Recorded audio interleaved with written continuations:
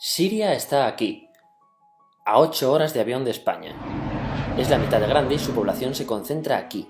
¿Por qué? Porque toda esta zona es un enorme desierto, pero un desierto muy importante. Tiene 1/3 de las reservas de petróleo del mundo y también de gas natural, según algunos el nuevo petróleo. Para sacarlo de aquí y llevarlo a Europa, hay que rodear toda esta península y salir por el canal de Suez. Como te puedes imaginar, aquí te cobran. Pero hay otra manera más fácil, la línea recta. El que controle estas tuberías las puede abrir y cerrar, como un grifo. Si no pagas, no hay petróleo, ni gas. Esta región es la polla. La civilización en el planeta empieza en 3 sitios y este es uno de ellos. Mesopotamia, aquí. Sumer, que te sonará menos, pero es el puto inicio de todo. Aquí también. ¿Recuerdas la Torre de Babel de la Biblia? La hicieron estos tíos. Egipto, aquí. Siempre ha sido un punto de contacto entre Oriente y Occidente, dando a Asia salida al Mediterráneo. Quizá por eso aquí nacen las principales religiones monoteístas, el judaísmo, el cristianismo y el islam. El islam es el último que llega y de hecho acoge a las 2 anteriores. Adán, Noé, Moisés, Jesucristo son considerados profetas islámicos. Bueno, al grano. Como la zona es la hostia, todos han querido controlarla y siempre ha estado dentro de algún imperio. Persas, griegos, los romanos. El imperio romano termina partiéndose en 2, y finalmente solo sobrevive esto. Ahora es cuando la última religión monoteísta, el Islam, construye su propio imperio. ¿Te acuerdas de las cruzadas? Bueno, pues son los europeos cristianos intentando recuperar esta zona de la que estamos hablando. Los últimos en llegar son los turcos, que ojo, no vienen de Turquía, sino de a tomar por culo en Asia, junto con Gengis Khan. Lo conquistan todo y fundan el Imperio Otomano. El Imperio Otomano se queda ahí hasta la Primera Guerra Mundial, 600 años. Cuando acaba la Primera Guerra Mundial, aparecen pequeños países donde antes estaba el Imperio Otomano, y por primera vez vemos a Siria en un mapa. Hasta ahora la habíamos dibujado para no perdernos. ¿Y quién se inventa esos países? Lo que te voy a contar es alto secreto. Bueno, lo era en 1916. Este súper secreto se llama Acuerdo de Sykes-Picot. Los franceses y los ingleses no podían derrotar solos al Imperio Otomano. Solo podían si les apoyaba la gente que vivía dentro, en su mayoría árabes. ¿Cómo se los ganaron? Pues les prometieron la Gran Arabia, un país solo para ellos. El único problema es que era un timo. Antes de seguir, recuerda una cosa. Los árabes son un pueblo, pero no una religión.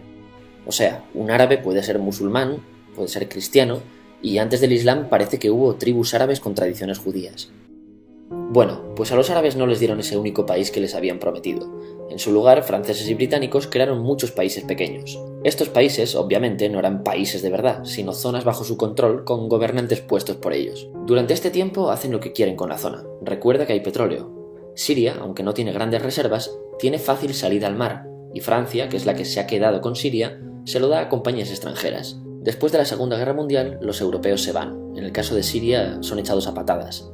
Pero antes de irse, crean otro estado, Israel. No es el momento de hablar de ello, pero es un estado muy polémico que sus vecinos no reconocen. La prueba es que nada más irse los británicos, todos estos estados lo atacan. La zona, a partir de ahora, va a ser una puta bomba de relojería. ¿Y mientras qué pasa en Siria? Bueno, pues no es muy estable. Tiene golpes de estado constantes. En esa época aparece en Siria una ideología que se hace con el control y se expande por el mundo árabe, el Ba'ath. Esta ideología mezcla el antiguo sueño de una sola nación árabe con ideas socialistas. Y algo muy importante, es laica, o sea que no es religiosa. Siria se llega a unir con Egipto, un país con el que no tiene frontera. Pero no es algo raro, muchos de estos países intentan hacerlo también. Como recordarás, a esta gente se le había prometido un solo país y las ganas las seguían teniendo. Pero la unión falla. En este tiempo Egipto les convence para nacionalizar el petróleo. En Siria, Al-Assad, el padre del Assad de ahora, se convierte en jefe del estado Ba'ath. En Irak, también Ba'ath, comienza a ganar fuerza Saddam Hussein. Las diferencias entre ambos países dividen a los partidos Ba'ath de otros países en pro-Siria o pro-Irak. Ahora ocurre la Guerra Fría.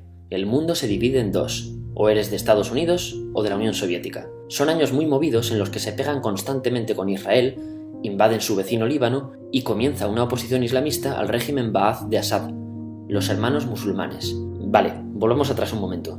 Recuerdas que la mayoría de árabes eran musulmanes, ¿verdad? Pues dentro de los musulmanes hay 2 ramas fundamentales, los suníes, la mayoría, y los chiíes. En el caso de Siria, a pesar de ser un estado laico, los gobernantes como Assad y jefes militares eran chiíes, los cuales representan menos del 13%. En cambio, casi el 70% de la población es suní. Un dato curioso es que los cristianos son casi el 10%. Que los chiíes controlen el gobierno y el ejército mosquea a la población suní, y este sentimiento es aprovechado por los hermanos musulmanes, islamistas radicales suníes. Estos toman las armas en la ciudad de Hama en contra del gobierno, y Assad acaba con la revuelta a costa de matar miles de civiles y encarcelar a mucha gente. En el año 2000, Assad padre muere y le sucede Assad hijo. Ante las presiones libera a muchos presos, trae internet y esperanzas de cambio. Hay un periodo de gran debate político y aparece la oposición. También vuelven los hermanos musulmanes. Los siguientes años son difíciles, arrestan a la oposición, y Bush incluye Siria en el eje del mal, y esto la aísla. Está mal visto negociar con Siria. Los kurdos, un pueblo que vive distribuido por varios países de la zona, empiezan a protestar también. Hay represión y muertos. En 2011, te sonará esto, ocurre la Primavera Árabe. ¿Qué es esto? Bueno, es una protesta que se va propagando por todos los países árabes pidiendo más democracia. Como ves, el mundo árabe, a pesar de estar dividido en países, tiene tendencias generales. Cuando llega a Siria, Assad hijo termina usando el ejército y en los enfrentamientos mueren unas 1000 personas. Los enfrentamientos irán escalando hasta que se conviertan en guerra civil. No hay un momento exacto de inicio. Lo importante es que hoy en día hay numerosas facciones en juego. Vamos a verlas. Pero primero piensa en que todo está dividido entre chiíes, la minoría, y suníes, la mayoría. Chiíes y además laicos, o sea, no religiosos, son el gobierno de Al-Assad. Controla todo esto, que si recuerdas son básicamente las zonas chiíes del país. El gobierno de Assad está enfrentado al resto. También mayoritariamente laico, pero suní, es el Ejército Libre de Siria o FSA en inglés. Junto con el Frente Islámico, que es religioso, y otros 70 y pico grupos más, forman una coalición que la prensa llama simplemente la oposición. También suníes e islamistas, pero radicales, son Al-Nusra, llamados Al-Qaeda en Siria, porque son básicamente eso, Al-Qaeda en Siria. Otros islamistas radicales son el ISIS o Estado Islámico. Salen de Al-Qaeda en Irak, controlan la mayor parte de Siria e Irak y se han hecho famosos por sus atrocidades. Su objetivo teórico impacta a muchos. Es un Estado Islámico a lo largo de Asia, África y Levante, aunque a ti ya te suena, ¿verdad? En naranja tenemos al pueblo kurdo, que recordarás porque el presidente Al-Assad lo reprimió, al igual que gobiernos de países próximos también hacen. Ahora controlan militarmente esta zona. Antes de terminar, repasemos los apoyos internacionales a fecha de octubre de 2015. Las fuerzas de Al-Assad son apoyadas por Rusia, que ya tenía base militar en el país antes del conflicto, por Irán y por China. Todos son países de lo que Europa llama Oriente. En contra de Assad, apoyando a la llamada oposición, luchan Estados Unidos, Turquía, Francia, Gran Bretaña y Arabia Saudí. Podemos terminar con algunas conclusiones. Te advierto que esto ya es pura opinión. Si recapitulamos, vemos que la región es estratégica. Por su situación privilegiada, todos la quieren. Siria siempre ha estado bajo el paraguas de grandes imperios. Piensa que hace 100 años la actual Francia era Francia, Gran Bretaña era Gran Bretaña, pero es que hace 200 también, y hace 300 también, y hace 400 también. En cambio, Siria solo es Siria desde hace menos de 100 años, y solo se gobierna a sí misma desde hace poco más de 50. Además, jamás decidieron sus fronteras, se las impusieron. Europa divide Oriente Medio a su antojo para controlarlo, diseñando países sin tener en cuenta su población. Muchos historiadores dicen que todo pueblo tiene la necesidad de manejar su propio destino, pero estos ingredientes que hemos visto juegan en contra de proyectos como la Siria Ba'ath, que encima usa la represión para mantenerse. En última instancia, producen una guerra civil. En este contexto no es extraño que aparezcan actores que se alimenten de la desesperación, el sentimiento suní de opresión y la visión de Occidente como invasor.